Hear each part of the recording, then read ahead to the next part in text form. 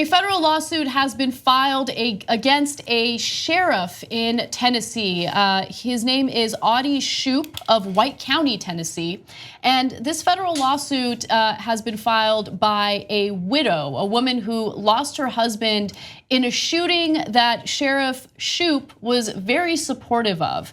Now, the man who lost his life was Michael Dial, and he was in a low-speed pursuit involving cops who wanted to pull him over because of a suspended license. Now, he was driving an incredibly old truck, a 40-year-old truck, and as a result, he wasn't going very fast. He couldn't go very fast, and cops wanted to essentially ram him off the road by kind of nudging him with one of the police cruisers. When the sheriff found out that they were attempting to utilize that tactic, he wasn't very happy about it. He didn't want to damage one of his police cruisers, so he advised the cops to essentially shoot this guy, and they did. They shot at his vehicle, and Michael Dial lost his life as a result. When a deputy had successfully nudged Dial off the road, Reserve Deputy Adam West, who was in pursuit in his own personal vehicle, fired 3 shots as the vehicle went down into a ditch. Dial died of a gunshot wound to the head.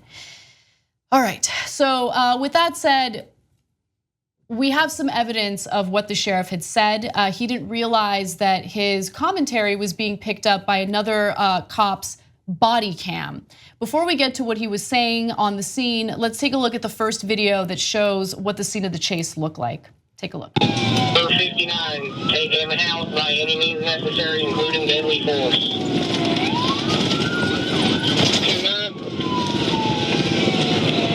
59, use deadly force if necessary.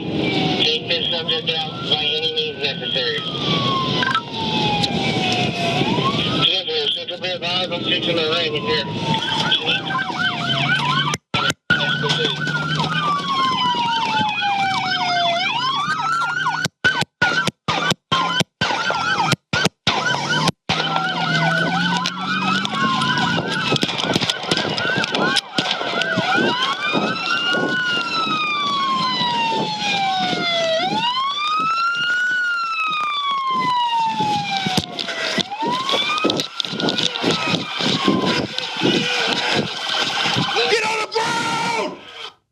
Okay, so again, the cops had successfully nudged him off the road. His car was already in a ditch, and at that point, one of the cops exits his vehicle and immediately starts shooting, no questions asked.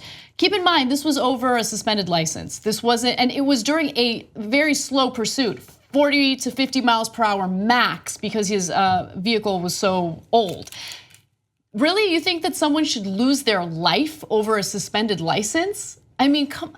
Okay, so there's that part of the story. We have more damning evidence against the sheriff in just a moment, but I want to open it up to the panel. Well, I was just going to make one point, and I think it's an important thing that you hint at here, which is that oftentimes when cops address the issue of using deadly force, it's if this person in this case that they're pursuing is a threat to the community. I mean, if it were like a heavily populated area and they're driving recklessly and very fast, and I mean, it would still be something that they would likely be quite hesitant to do, but at least then they could wrap their head around the logic of using deadly force. But as Anna says, slow speed chase, rural road, he's already off the road, it amounts to an execution. And he doesn't represent any threat to the community. And keep in mind, I mean, the sheriff ordered the cops to take him out by any means necessary. And what you're about to hear is even worse, because the sheriff apparently thinks, hey, you know what? This is the right thing to do. This is the kind of stuff I live for, okay? Let's take a look at the next video. The cop, by the way, is distraught after this shooting occurred, and the sheriff basically tries to calm him down. Pay close attention to what he says. Hey, Adam, you're good. You call your wife, tell them you're all right. You don't have to worry about this. I made the decision. You don't have to worry about it. I took that away from y'all. You don't have to worry about nothing. Everything's cool. You done just exactly right. Hey. Hey, God. You done the right thing. I told you that. I love it. I told you done the right thing. I tell you. I'm glad. Hey, you done the right thing. You kept somebody from getting killed. This fool was crazy. Call your wife first. Tell her everything good. I made that decision. You don't have to worry about nothing. You got your phone with you? Are you? You don't have to be scared, brother. I know it's natural, but you don't have to. It's natural. Hang in there. You're tough. I know you didn't want to do it. You see what he did, tried to kill right Hey, here. that's all right. Hey, we're good. Don't worry about it. I'll take care of that. And I ain't worried about this at all. Of course you're not worried about this at all. I mean, we've already set a precedent in this country where an unarmed person can get shot for something as minor as driving without a suspended or driving with a suspended license, and the community will back you guys up, politicians will back you guys up. We've set that standard, and it's sad to know that people can easily lose their lives over something like this. I mean, so many thoughts around this. One, of course, that this is a situation of aggressive force that was uncalled for. And there's even additional tape that was picked up by the body cam where the sheriff actually says, I thrive on this. We have that for you. I apologize for interrupting you, but I want to have the audience listen to that, and then I want you to continue. Okay. Take a look. I told him, I said, take him out. I heard. Damn, I don't give a shit. It wasn't long after that. I heard shots fired. They said, we'll ram him. I said, don't ram him, shoot him.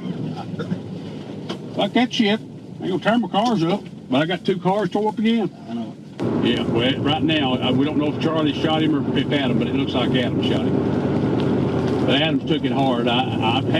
He talks that big shit. Now he's in the big league. If he can't take it, he needs to get out. I'll tell you something, God. If they don't think I'll give the damn water to kill that motherfucker, they full of shit. I heard. Take him out. I'm here on the damn end, wrong end of the damn county out here. Use deadly force. Shit. I love this shit, God. I tell you what, I thrive on it. I love this. I thrive off of it. Yeah. And if you can't take this, you're in the big leagues now. This is not even a part of your job description. This man was unarmed. He did not pose a threat, a very active, explicit threat.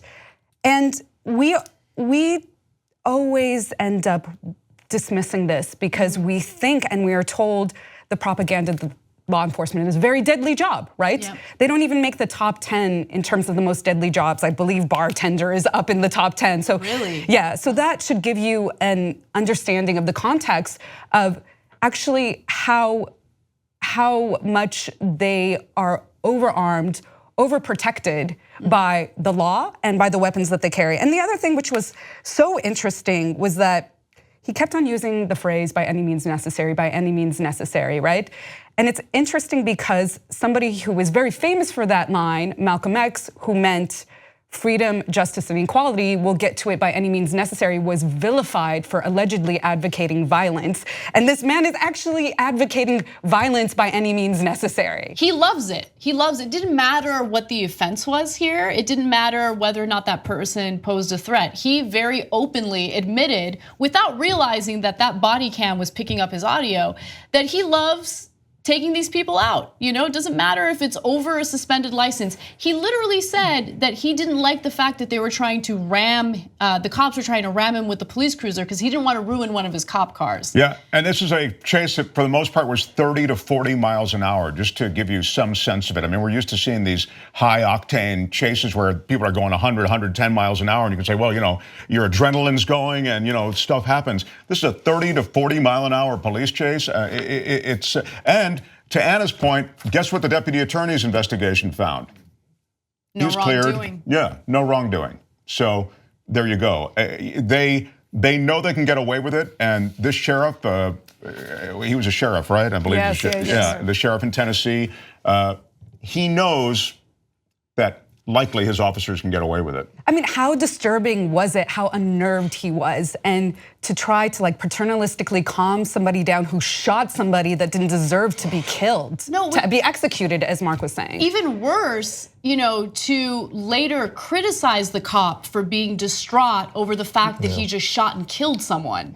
Basically telling him, if you can't handle this, then you need to get out of the force. I'm paraphrasing, obviously. You heard exactly what he said. I mean, look, there are so many issues at play. Yes, there is the problem of poor police training. But when we mention the poor police training, I feel like oftentimes we're being overly fair or overly generous. There are significant bad apples within the police force, that sheriff being one of the primary examples. He is not a result of bad training. He is a bad actor. He has no business being a cop. So, we'll see how this plays out. Again, there's a federal lawsuit, and hopefully the widow in this case gets some form of justice, after the cops took her husband away over a suspended license. But the worst part about these stories is how society reacts to them. And I just want everyone to just take a moment to put themselves in that woman's shoes and understand what it feels like to lose a loved one over a suspended license. If you become a member of the Young Turks, you'll be saying, I'm like a smart person. So do it right now, tytnetwork.com/join. Get the whole Young Turks show every day.